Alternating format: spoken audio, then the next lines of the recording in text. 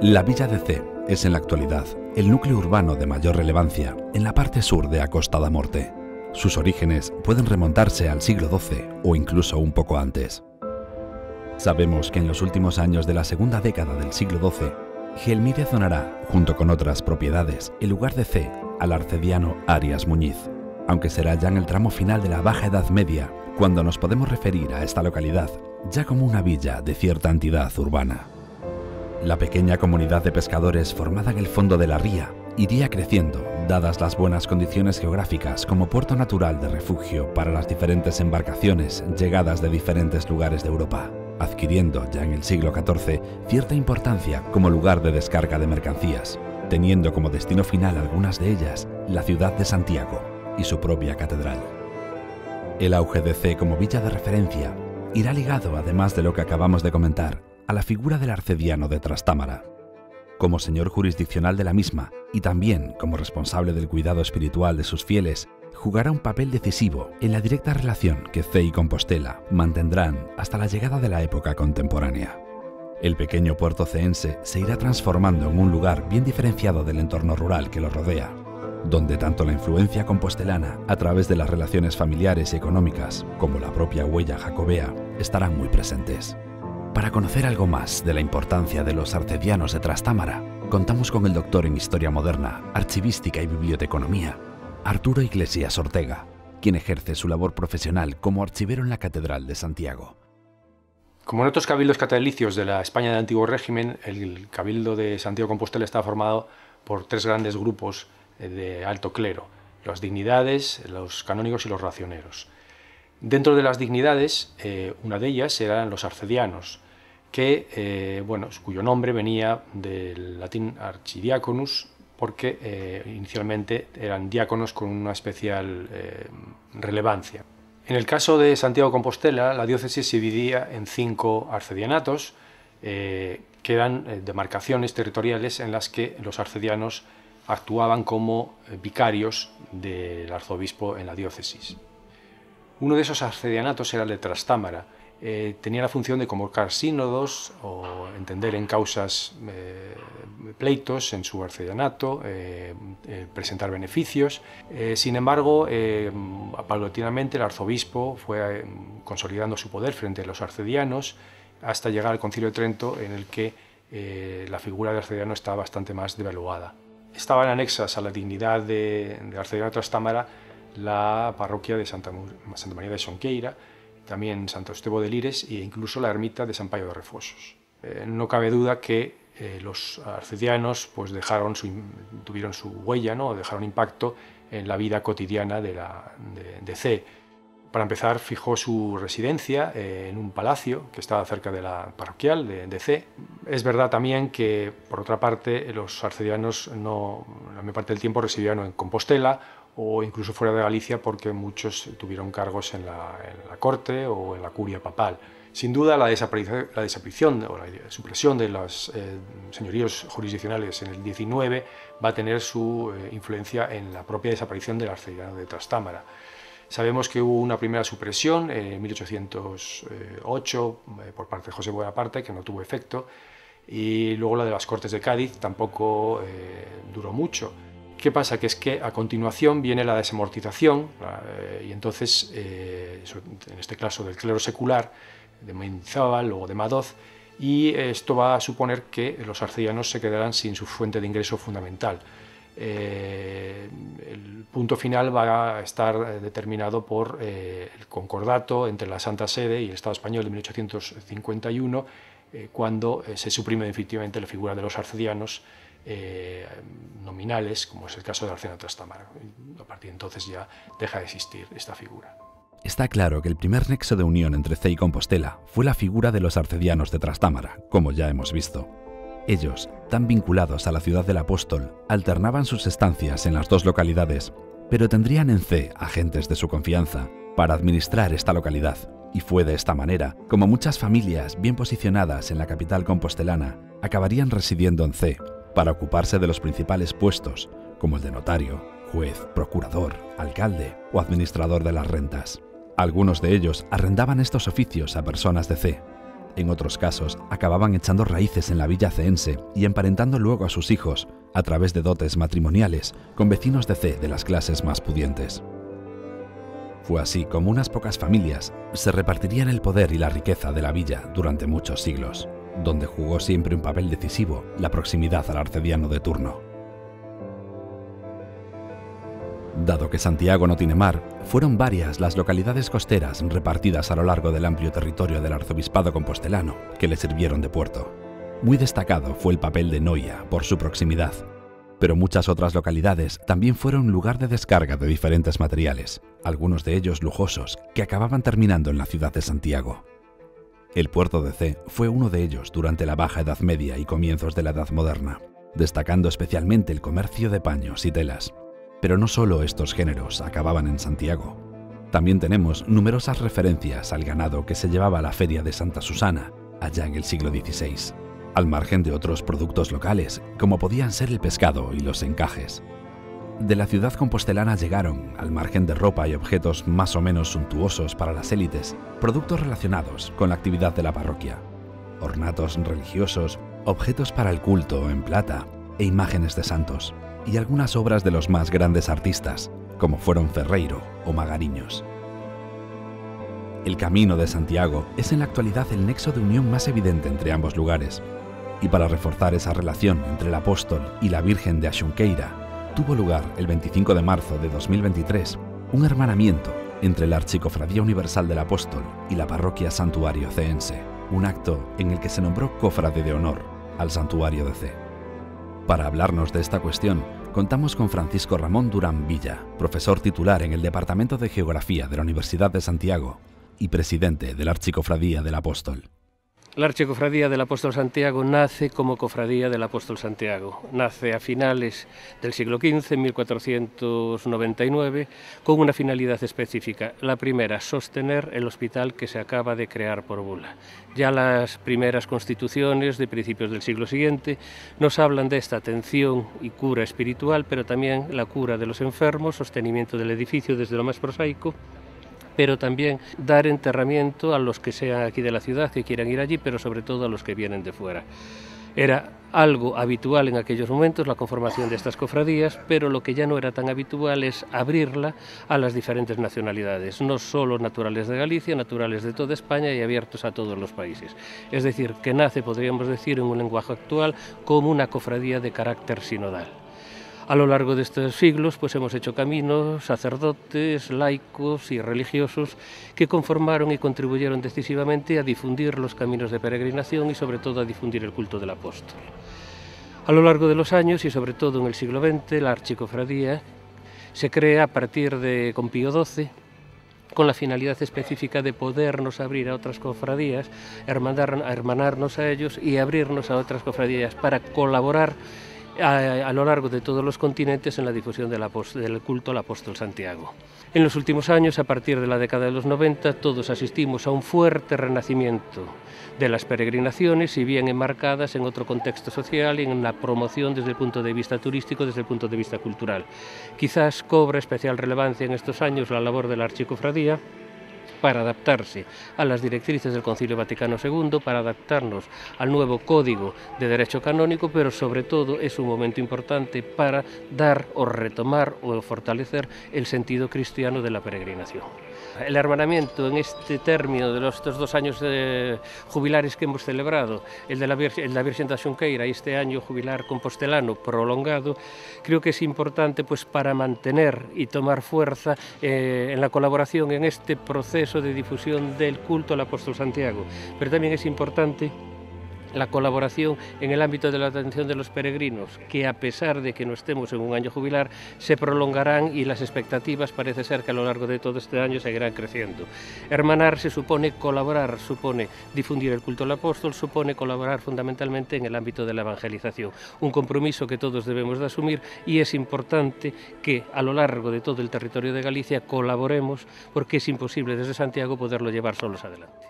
En el campo de las artes encontramos a una figura de especial trascendencia, que simboliza como ninguna el nexo de unión entre C y Compostela, Domingo Antonio de Andrade. Nacido en C, donde pasó su infancia y juventud, Andrade pasa por ser uno de los más grandes artistas del barroco español. El hecho de que su obra esté repartida por toda Galicia, aunque muy principalmente en la ciudad de Santiago, donde llegó a maestro de obras de su catedral, y no haya estado en los círculos próximos a la corte, propicia el hecho de que no haya sido reconocido en su justa medida. Y es que, tanto en el arte del retablo como en el campo de la arquitectura, Domingo Antonio de Andrade fue un innovador, renovando en Galicia las formas decorativas y de la construcción. Después de su muerte, Andrade no solo nos dejó una obra extraordinaria, sino también su influencia, tanto directa como indirecta, en todas las obras gallegas de finales del siglo XVII y primera mitad del siglo XVIII. Contamos con la colaboración de Ramón Izquierdo Perrín, doctor en Historia del Arte. Ha sido profesor y catedrático de la especialidad de Historia del Arte en las universidades de Santiago y A Coruña. Domingo Antonio de Andrade nace en Cee en el año de 1639 y cuando todavía es un hombre joven va a trasladarse a Santiago, atraído por la Universidad Compostelana, que en aquel momento pues ofrecía una serie de estudios de los que a él le apetecían, diríamos hoy, llevar a cabo. Cuando llega a Santiago, su vida, diríamos, va a cambiar bastante, puesto que va a dedicarse de lleno a la arquitectura. Y además esa dedicación a la arquitectura va a contar con el apoyo del Cabildo de la Catedral Compostelana, de la que él va a terminar por ser, pues diríamos hoy, el maestro de obras de la catedral.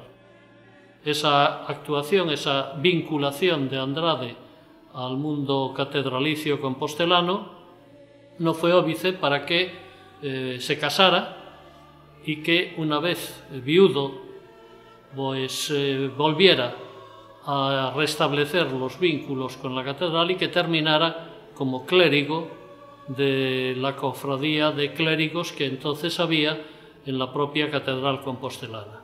Por esa razón, cuando muere Andrade en 1712, va a ser enterrado en esta capilla de la Concepción, en donde están sus restos, en donde está su enterramiento, puesto que aquí era la capilla que tenían los clérigos de la catedral compostelana como su patrona y por lo tanto donde ellos se iban a enterrar. Una de las actuaciones destacadas de Andrade en la catedral guarda relación con los trabajos para la realización del baldaquino del altar mayor. Comienza por diseñar toda esta serie de columnas barrocas que recubren los pilares románicos de la catedral medieval y a su vez estas columnas barrocas van a soportar un fuerte entablamento. Ese fuerte entablamento va a estar pensado fundamentalmente para la disposición del baldaquino, que va a ser, diríamos, la gran obra que él va a llevar a cabo aquí. El baldaquino lo concibe tomando como modelo último el que había hecho Bernini en la Basílica de San Pedro del Vaticano. Claro, el baldaquino de Bernini estaba sostenido por unas grandes columnas salomónicas que aquí no tendrían cabida, dadas las proporciones de la capilla medieval, que es la que él se encuentra, pero va a convertirla casi en un escenario barroco, con todo este recubrimiento de columnas salomónicas y de pilastras, y sobre esas columnas salomónicas y sobre estas pilastras va a montar toda la maquinaria del baldaquino. Pero esa estructura va a quedar completamente oculta mediante la colocación de todos esos ángeles que nosotros vemos que van a lo largo del baldaquino y que simulan no solamente que lo están sosteniendo, sino que está volando, con lo cual esa sensación de movimiento tan típica y tan propia del mundo del barroco está plenamente conseguida. ¿Cómo va a organizar el baldaquino? Bueno, el baldaquino, lo vemos aquí, es como una plataforma sobre la que va a disponer una serie de cuerpos en disminución, con una serie de grandes vanos, y en las esquinas va a colocar las figuras de las 4 virtudes cardinales. Y en el medio vemos ahí que irrumpe, diríamos, lanzándose al vacío, la imagen de Santiago ecuestre, un Santiago que mata a unos musulmanes siguiendo la iconografía propia del mundo del barroco. Pasamos de la madera a la piedra, del entallador al arquitecto, y para conocer un poco más de Andrade, nos centraremos ahora en la torre del reloj de la Catedral de Santiago. Y para ello contamos con Juan Creus Andrade, doctor en arquitectura, profesor en el área de urbanismo en el Departamento de Proyectos Arquitectónicos de la Universidad de A Coruña.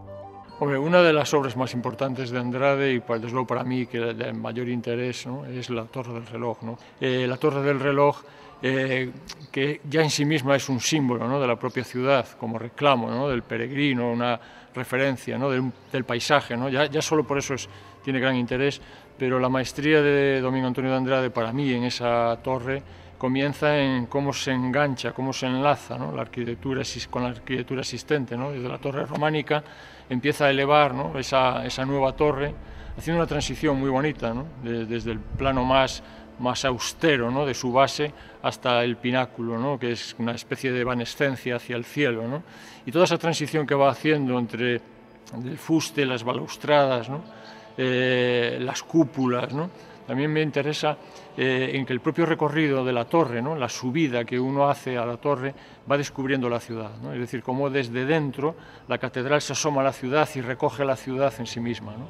En ella hasta, como digo, llegar por esas escalinatas diminutas a la cúpula, ¿no?, y al pináculo, ¿no?, y que además va albergando, ¿no?, en sus plantas sus diferentes perspectivas de la ciudad, pero también elementos como la gran campana, ¿no?, la berenguela, ¿no?, que es la que da nombre original, digamos, a la torre, ¿no?, y que tengo a mis espaldas, ¿no?, que es un gran elemento también que acompaña siempre a la idea y la imagen de la torre, ¿no?, de Andrade. Para mí, Domingo Antonio de Andrade pues es una referencia como arquitecto muy importante, ¿no?, partiendo de lo que es la artesanía, la práctica, digamos, del objeto, ¿no?, de la talla, ¿no?, ese trabajo, digamos, con las manos, que creo que es muy importante en una profesión como la de arquitecto, ¿no?, y cómo todo eso lo ha desarrollado a lo largo de su vida, va cambiando de escala y va trasladando un poco el concepto del objeto a la ciudad y al territorio, ¿no?, y técnicamente muy, muy correcto, ¿no? Y por eso, aunque sí que es esa labor previa al barroco, al esplendor, ¿no?, del ornamento, ¿no?, en realidad él también trabaja muy bien la tectónica, digamos, de la piedra, ¿no?, en su estereotomía y en su sencillez también, ¿no? Yo creo que también es un tema que a mí me ha apasionado mucho de su obra, ¿no? La obra de Andrade en Compostela no se limitó a la catedral. En un paseo por las calles del casco histórico de esta ciudad, patrimonio de la humanidad, nos encontraremos con numerosos ejemplos de su buen hacer, como la Casa de la Parra, la Casa de la Conga, la reordenación de la Plaza de Platerías o el convento de San Domingos de Bonaval, actualmente sede del Museo do Pobo Galego. Y para hablarnos un poco de los trabajos de Andrade aquí, contamos con la ayuda de Manuel Vilar Álvarez, doctor en antropología y actual director de este museo. En la segunda mitad del siglo XVII, los frailes dominicos de San Domingos de Bonaval empiezan a decir que las instalaciones de este convento están en muy mal estado y necesitan repararlos. Y de hecho el contrato entre el arzobispo de Santiago, el contrato va a ser entre el arzobispo de Santiago y el arquitecto Domingo Antonio de Andrade, que va a reformar lo que es sobre todo la ala oeste y la ala norte de este convento. Y sobre todo la escalera, la triple escalera helicoidal, que algunos llaman de caracol, pero no es exactamente una escalera de caracol. Yo creo que la importancia de la escalera no es solo el servicio que presta, sino la estética y la belleza que tiene. Yo creo que aquí Andrade quiso demostrar que es un arquitecto genial, es decir, era un arquitecto con una gran formación y le aplicó esa formación y sus conocimientos técnicos, en parte aprendidos también con sus maestros en el baldaquino de la catedral, para crear una obra realmente maravillosa, genial. Lo característico de la escalera es que son 3 tramos, uno solo llega hasta el concilio final, los otros 2 se quedan en el camino, y los escalones se apoyan, sobre todo son de una sola pieza, se apoyan en el muro y en la corona en el borde. No se apoyan uno encima del otro para que el peso del escalón no caiga sobre el escalón inferior. Las guías turísticas que hablan de Santiago de Compostela ya hacia final, en la segunda mitad, sobre todo a partir de la segunda mitad del siglo XIX, ya recomiendan a todos los visitantes que vengan a ver la escalera, que es una obra digna de ser visitada, una de las más maravillosas, dicen algunos, de este reino. Estamos en el claustro del convento de San Domingo de Benaval, que es una de las partes que realizó Domingo Antonio de Andrade. Aunque nos parece un perfecto cuadrado, no es exactamente un cuadrado, hay una falsa ilusión óptica porque los laterales tienen unos centímetros, uno más diferente del otro. Y lo más característico son las restas de frutas que cuelgan entre arco y arco, que son todas distintas, y los 4 escudos del arzobispo Monroy, que lo decoran en cada lado. Para terminar de hablar de Domingo Antonio de Andrade, y siendo ceense, se preguntarán ustedes si queda algo de su obra en su villa natal. Para profundizar en este tema, contamos con Víctor Manuel Castiñeira Castro, licenciado en Geografía e Historia por la Universidad de Santiago, técnico de Gestión Cultural del Ayuntamiento de Cee. Domingo Antonio de Andrade nunca olvidó su vinculación con su villa natal de Cee, en la que fue bautizado en la parroquia de Asunqueira. Tanto es así que para la misma realizó 2 retablos, el de la Capilla Mayor, dedicado a la Virgen de Asunqueira en el año 1671, y posteriormente en el año 1695 el de la Cofradía de San Sebastián y Ánimas del Purgatorio. A principios del siglo XVIII aún haría en plata la lámpara que colgaba del altar mayor. Desgraciadamente, el incendio de 1809, que tuvo lugar el 21 de abril dentro de los episodios de la invasión napoleónica, han hecho que este patrimonio histórico-artístico de gran valor se haya perdido. Sí nos queda, aunque no se deba a la mano de Domingo Antonio de Andrade, pero sí a sus gestiones, el palio del Santísimo Sacramento, realizado en 1693 y que se ha restaurado en Sevilla en el año de 2020, de gran manufactura y calidad artística.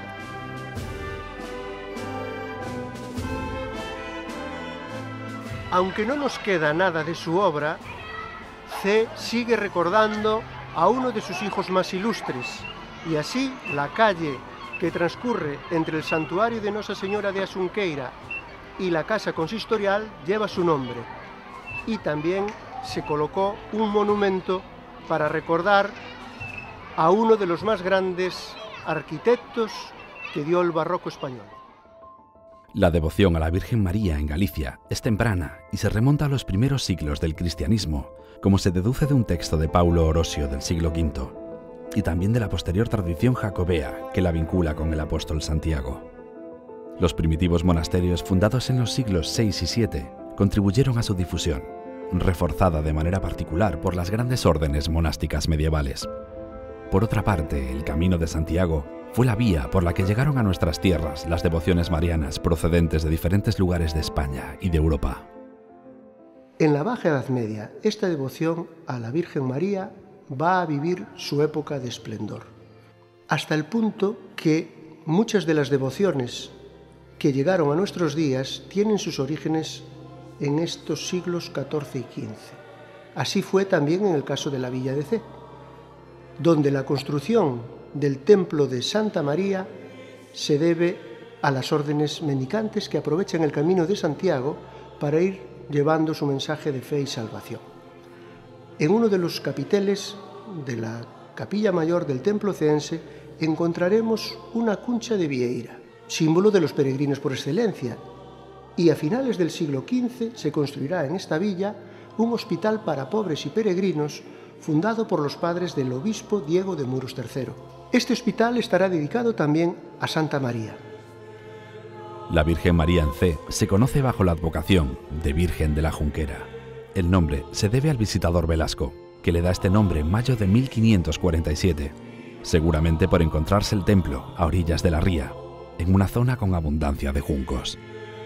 Ya en esta época, el templo ceense estaba bien dotado de ornamentos litúrgicos y objetos de plata para el culto, asemejándose más a una iglesia de ciudad que a una del mundo rural. Y la explicación para ello no puede ser otra que la presencia del arcediano de Trastámara en la villa. En el siglo XVIII tiene lugar un aumento generalizado de la devoción mariana. A ello va a contribuir la labor realizada por los arzobispos compostelanos, a los que hay que sumar, en el caso de C, la labor también de los arcedianos de Trastámara. Se sumará posteriormente el pueblo, a través de las cofradías y de otras instituciones que harán que la devoción a la Virgen de la Junquera experimente un notable aumento, llegando a poder hablar por primera vez de su templo como santuario.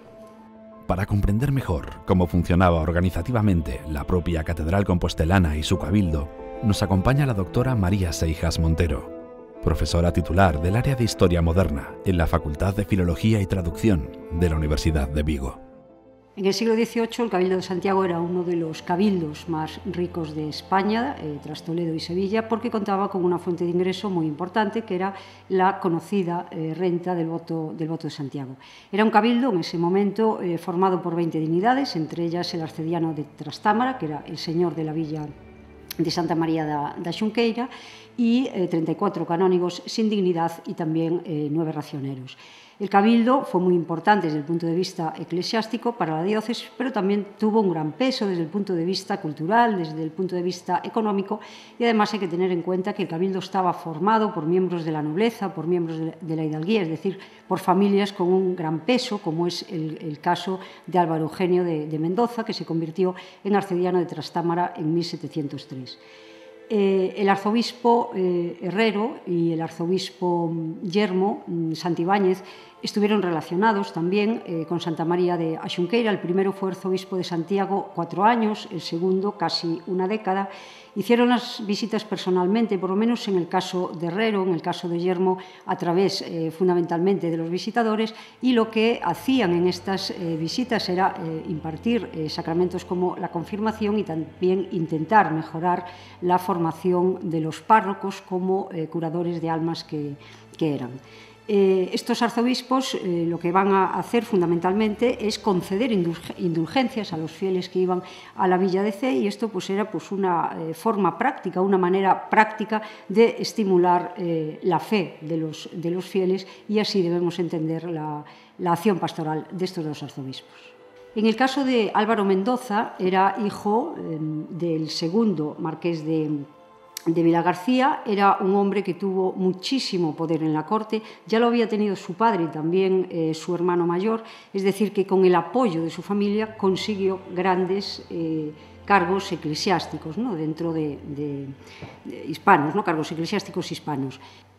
Tuvo presente siempre a la Virgen de Xunqueira, como demuestra pues los regalos que le entregó, como por ejemplo, entre ellos hay que destacar 5 juegos completos de ropas litúrgicas y también un cáliz con su patena. Como comentábamos con anterioridad, a la labor eclesiástica le seguía con decisión el pueblo llano.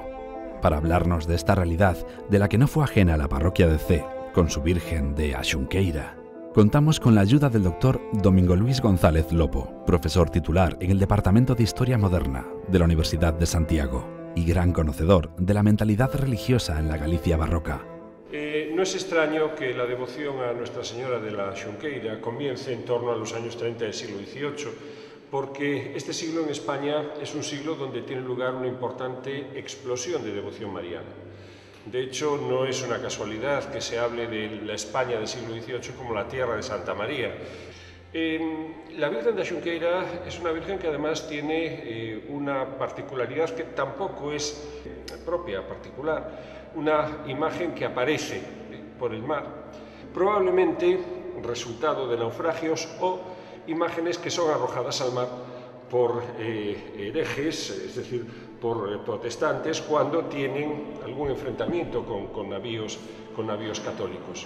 Es, por lo tanto, un fenómeno, el mariano, extendido durante el XVIII, y es también el de las vírgenes aparecidas, un fenómeno que va a dar lugar a toda una serie de romerías o de centros de devoción muy importantes, sin necesidad de acabar formando una romería tal y como la entendemos. Por otro lado, tenemos que tener en cuenta que las cofradías van a jugar durante todo este periodo un papel muy importante en el desarrollo de las devociones. La cofradía va a ser el instrumento que utiliza la Iglesia postridentina para hacer llegar al conjunto de los fieles todas aquellas normas, todas aquellas innovaciones, todas aquellas características de la catequesis reformada, de la doctrina reformada en el concilio. Y en ese sentido, las cofradías van a servir para crear un calendario que ritme a lo largo del año el comportamiento de los fieles, que va a servir para introducir devociones en el conjunto entre las comunidades. Y de alguna manera esto nos explica que los propios prelados, los obispos, los arzobispos, intenten potenciar algunas cofradías específicas para asentar con firmeza determinadas devociones. Por eso, la Villa de Cee, que es una villa de cierta entidad, va a tener un gran número de cofradías, un número importante.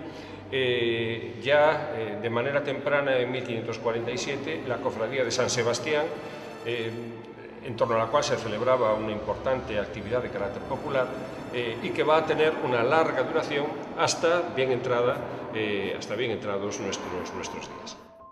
Los días 13 y 21 de abril del año 1809, un destacamento de infantería francesa, dependiente del general Ney, saqueó e incendió las villas de Corcubión y Cee. El resultado no pudo ser más desalentador, ya que en su retirada hacia Santiago de Compostela, las tropas napoleónicas fueron incendiando todo cuanto se encontraba a su paso, incluyendo las iglesias. El santuario de Axunqueira quedó muy dañado, perdiéndose prácticamente todas las cosas de valor, incluyendo la propia imagen de la Virgen. Pero a pesar de este desgraciado acontecimiento, perviviría la fe y devoción de todo un pueblo hacia su madre. En medio de unas tareas de reconstrucción lentas y costosas, llegaba a Cee, en 1812, la nueva imagen de la Virgen, donada por el matrimonio formado por Pedro Antonio Díaz Porrúa e Inocencia González de Lema. La talla, neoclásica y de gran calidad, se relaciona por sus características de estilo con el afamado escultor Ferreiro. Durante este siglo XIX, y máxime después de la invasión francesa, muchos vecinos de Cee recurrirían a la emigración, haciendo fortuna en muchos casos, como los del filántropo Fernando Blanco de Lema o su primo Bartolomé Blanco, emigrado a Nueva York, quien dejaría una importante donación para la realización de la parte actual de la fachada del templo en 1878. Entre septiembre de 1900 y agosto de 1901, se acometería la ampliación del templo ceense en lo que se refiere a las naves laterales y unión con la fachada exterior, convirtiendo esta iglesia en uno de los edificios religiosos de mayores dimensiones de la comarca. La última gran obra del mismo tendría lugar en el año 1931. En lo que se refiere a la parte escultórica del santuario ceense, tenemos que destacar el retablo de clara influencia compostelana en su estilo, con motivos decorativos inspirados en la puerta de platerías, y el coro del maestro Mateo, realizado en 1931, acoge, además de a la Virgen de Axunqueira, las imágenes de San José y San Roque, ambas del escultor Maximino Magariños, autor también del magnífico San Francisco de Asís que podemos contemplar en la nave lateral del lado sur de la iglesia. Magariños, autor, entre otras muchas obras, del retablo de la Capilla de las Reliquias de la Catedral de Santiago, está considerado como uno de los últimos grandes imagineros gallegos, caracterizándose sus trabajos por su fuerte historicismo e inspiración en modelos barrocos. Para hablarnos de las obras de este gran artista, contamos con la docente en el Instituto Sánchez Cantón de Pontevedra e investigadora en la obra de Magariños, María Ester del Castillo. Maximino Magariños es un escultor compostelano que no tiene reconocido todo el mérito que debía de obtener en el panorama escultórico gallego. Este artista, solo con sus principales obras, ya serían suficientes para darle un lugar de honor en el elenco de los artistas gallegos. En Cee va a tener un encargo que va a ser una de sus obras tempranas, el San Francisco que podemos ver en esta hornacina. Es una obra de 1895 y va a ser una de sus obras más tempranas. No por ello va a constituir una obra menor, sino todo lo contrario, va a ser una obra tremendamente bien lograda. El santo se muestra con un hábito raído propio de su condición y este va ceñido con el cíngulo del que pende el rosario y muestra sobre su pecho la llaga abierta, producto de los estigmas que también se pueden contemplar sobre sus manos o sus pies. En el altar mayor tenemos otras dos obras de este artista compostelano. La primera de ellas es un San José, que es una obra tremendamente singular, porque aunque de fecha temprana, va a seguir un modelo que luego el artista no repetirá en ninguno de los otros San Josés que va a realizar a lo largo de su vida. San José se representa como un hombre canoso, entrado en años, que aparece junto a su hijo Jesús, representado como un niño de corta edad al que acaricia la cabeza mientras éste intercambia la mirada con el santo. La tercera talla va a ser un San Roque, que es el copatrón de la parroquial de Cee. Esta talla es una representación original que muestra al santo de una forma diferente a cómo lo hará en otras representaciones del mismo que realizará para otros templos. Sobre el hábito de peregrino muestra una capa media dotada de capucha que va adornada con unas conchas, lo que indicaría su peregrinación de retorno, aunque en este caso no se correspondería con los símbolos de un romero. Porta en la mano un bordón con calabaza, muestra la escarcela y lleva el sombrero caído sobre la espalda, lo cual es una singularidad, ya que es habitual que el santo lo porte sobre su cabeza. El templo cuenta con otra talla, en este caso un San Antonio, que, aunque no está firmado ni fechado, por su similitud con otras obras del artista, creemos que puede ser obra suya. Como decíamos antes, Magariños también intervino en la catedral, realizando la capilla de las reliquias. Para hablarnos de ella, y también del sepulcro pétreo del conde de Traba, Pedro Froilaz, personaje por otra parte muy ligado a nuestras tierras, contamos con Ramón Izquierdo Peiró, director técnico conservador del Museo de la Catedral de Santiago. Pues en efecto, Maximino Magariños, escultor compostelano, uno de los principales escultores compostelanos de su época, también trabajó en la Catedral de Santiago. Lo hizo fundamentalmente en dos etapas. La primera, sus principios, en 1906, cuando hace el retablo de la Capilla de la Blanca, sustituyendo al retablo barroco que había. Allí hace un retablo neo, como fue costumbre en su proceso creativo, sobre todo en el campo de los retablos. Y posteriormente, después del incendio de la Capilla de Reliquias, en 1921 se convoca un concurso, se presentan varios proyectos, el que gana es de Rafael de la Torre, y la parte escultórica corresponde a Maximino Magariños, que hace este retablo en un estilo ojival, neogótico, neorrenacentista, mezcla diferentes influencias. Lo principal, la utilidad del retablo. Tenía que ser un elemento práctico, una serie de casillas y hornacinas y acceso por la parte trasera para poder ir colocando las reliquias, aquellas que se habían salvado del incendio de 1921.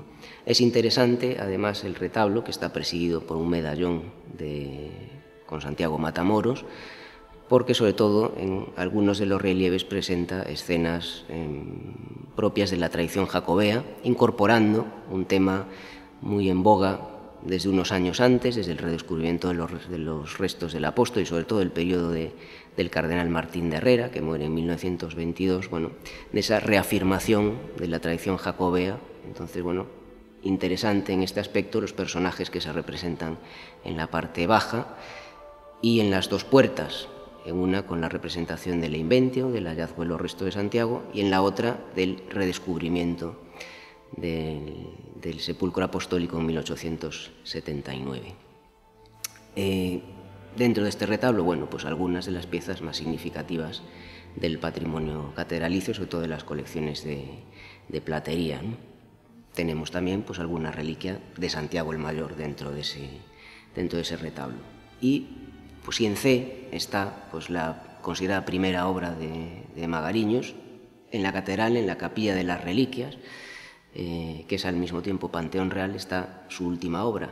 Él muere en 1927, bueno, pues un poco antes, en 1926, el Cabildo, que había quedado muy contento con el retablo de las reliquias, le encarga en piedra un campo nuevo para un escultor ya veterano, el sepulcro de Pedro Froilaz, conde de Traba, personaje fundamental en su época, ayo de Alfonso VII, bueno, uno de los personajes clave en la época gelmiriana. Él muere en 1126, se entierra, igual que su mujer, en la Catedral de Santiago, y aprovechando que con la construcción del nuevo retablo quedó libre una hornacina, junto a donde había estado originalmente una puerta, bueno, al quedar libre ese espacio, el conde de Traba se incorpora al Panteón Real con un sepulcro donde se representa su estatua yacente.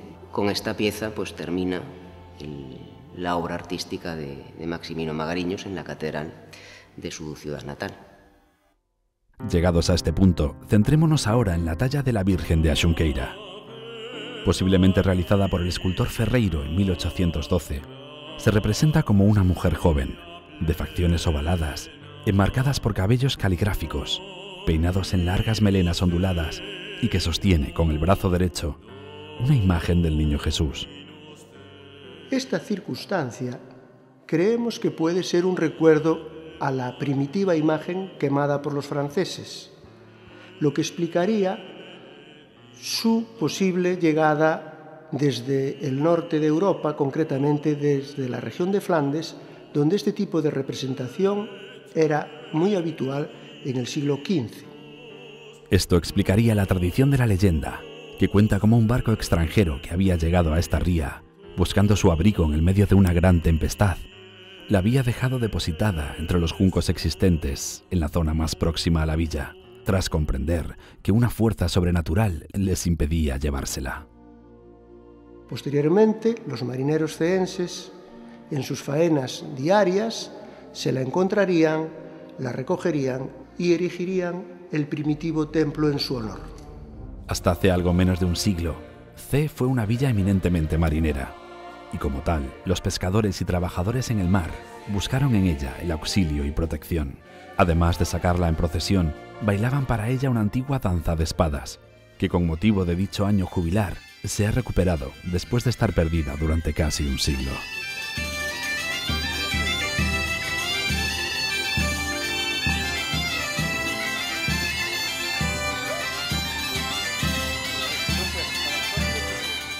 Coincidiendo con el Año Santo Compostelano de 1950, la devoción a la Virgen de Axunqueira experimentará un nuevo impulso de la mano del párroco don José Pego y posteriormente, en 1971, de don Antonino Castro. La fama de esta Virgen volvió a traspasar las fronteras europeas y americanas de la mano de los emigrantes ceenses repartidos por medio mundo. Su culto cuenta con muchos devotos actualmente y el cariño de los fieles se manifiesta de forma multitudinaria durante su novenario y celebración principal del día 15 de agosto. Para profundizar en las raíces de la devoción a esta Virgen, contamos con la intervención y el testimonio del deán de la Catedral de Santiago, don José Fernández Lago. He visto allí una comunidad orante. A lo largo de los 9 días percibía una gente sencilla y que acudía a la novena con pasión, tanto en las propias celebraciones, en las cuales había de ordinario 500 personas, y formaban una comunidad cristiana de verdad, de hermanos. Yo creo que, aunque fuera allá por los años 80, que era por esos años, creo que el hecho de poner su corazón en la Virgen María, eso les mantiene, a mi juicio, en una fe que mira hacia el futuro, una fe henchida de esperanza. Y el vivir ese año jubilar, como les ha tocado vivir, un año jubilar que termina ahora, o que ha terminado con la coronación de la Virgen, yo creo que eso estimulará a los que vayan naciendo en CEE y a la gente de otros lugares cercanos, creo que les ayudará a vivir en cristiano. El año jubilar, transcurrido entre mayo de 2022 y mayo de 2023, ha sido una magnífica oportunidad, por un lado, para seguir relacionando al templo de CEE, ahora convertido en santuario, con el exterior, y por otro para acercarse a una advocación que estará unida para siempre al lugar del que surgió 7 siglos atrás, en el fondo de una ría.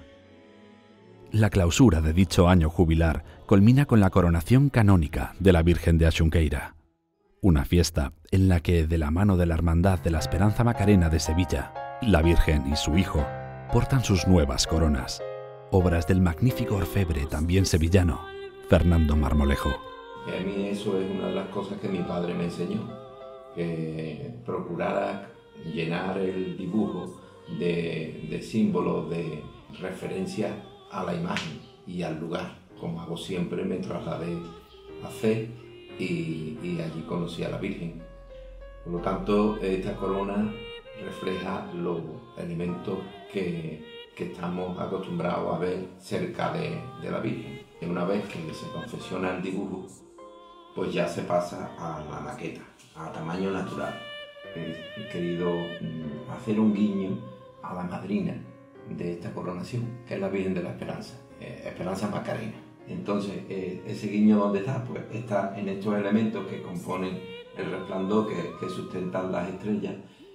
Le puse estos arcos de medio punto, que son muy singulares porque están en el retablo mayor de la parroquia donde reside la Virgen de parroquia de CEE, ¿vale? Después los imperiales, esta parte de aquí, pues en los imperiales he querido mostrar, hacer un guiño al mar, con estas olas, una detrás de otra, que están viniendo hacia la Virgen, ¿vale? Pues va a llevar una red marinera, también haciendo alusión al mundo de la pesca y a los devotos marineros de la Virgen. En fin, una serie de escudos, 6 en total, que están enmarcados por esta estrella que todos los parroquianos estáis viéndola cada vez que entráis en la iglesia, donde aparecen unos juncos con unos querubines, donde van a llevar unos sillares que representan a Antonio Domingo Andrade. La presencia de Sevilla en el año de la coronación, más allá de la orfebrería, es la forja de una sólida relación a través del amadrinamiento de una de las hermandades más importantes de Sevilla y de España. Sevilla y CEE, unidos por la devoción mariana.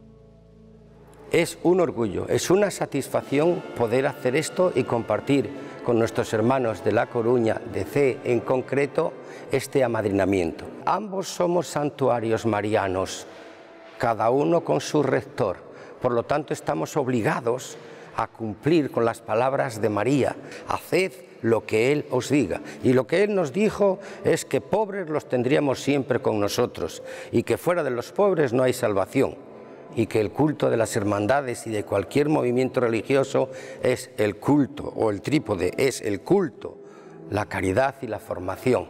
En eso tendremos que aplicarnos, que será una satisfacción estar más que amadrinando, estar en convivencia continua, y que será una satisfacción tremenda irradiar en los dos estamentos, la Hermandad de la Macarena y CEE, irradiar ese amor a la Virgen, esa manera de estar con la Virgen en la esperanza, porque si la fe es un fiat y la esperanza es una espera, las dos nos conducen a la caridad, con lo cual eso es lo que esperamos que también salga de este amadrinamiento, una gran obra social.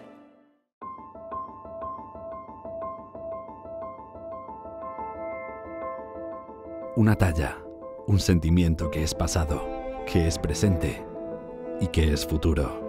La historia sigue haciendo historia y la fe sigue abriendo nuevos horizontes en una devoción, en una tradición centenaria que define sin lugar a dudas la identidad de todo un pueblo. Y un día, revisando los archivos de la parroquia, me encontré con dos fechas. Hacía 50 años, donde la Virgen hizo una salida extraordinaria en todos los lugares de la parroquia. Y la otra fecha, 475 años, la primera mención escrita, la advocación de la Junquera. Con estas dos fechas fui a ver a nuestro arzobispo para solicitar la coronación canónica de la Virgen y me sugirió un año jubilar como preparación para la coronación. Y creo que fue una buena idea.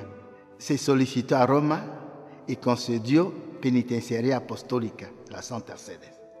Durante este año jubilar,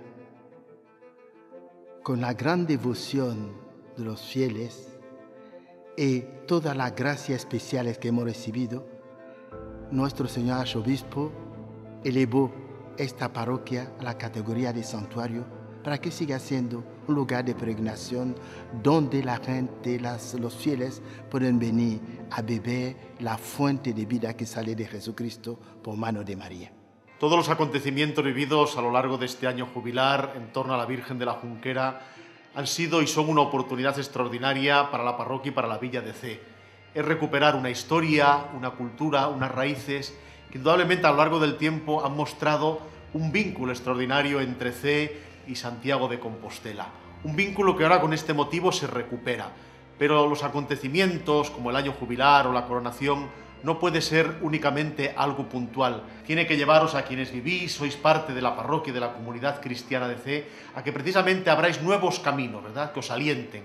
Una devoción, una advocación como la Virgen de la Junquera tiene que ser alentadora para que aprendamos algo fundamental, que sirve tanto para el ámbito social como para la vida comunitaria de una parroquia, ese caminar juntos, de la mano, sabiendo que compartimos una historia que vamos haciendo entre todos, ese convivir socialmente, convivir como parroquia, es saber que todos ponemos lo mejor de nosotros mismos, como han hecho a lo largo de la historia aquellos que hicieron posible la villa y la parroquia de Cee y que mantuvieron en el tiempo la advocación y la veneración a la Virgen de la Junquera, quienes lo habéis hecho posible durante la celebración de este año jubilar que culmina con la coronación de la imagen. Ese culminar no es un final, es un camino que tenéis que seguir adelante y tratando de dar lo mejor de vosotros mismos. Que la Virgen de la Junquera siga bendiciendo y acompañando a la villa y a la parroquia de Cee. Ya conocéis la historia, sabéis dónde estamos. Os invito a que os acerquéis a la Virgen coronada, la Junquera, para que a sus pies podáis recibir toda la gracia que necesitáis. Ella os espera.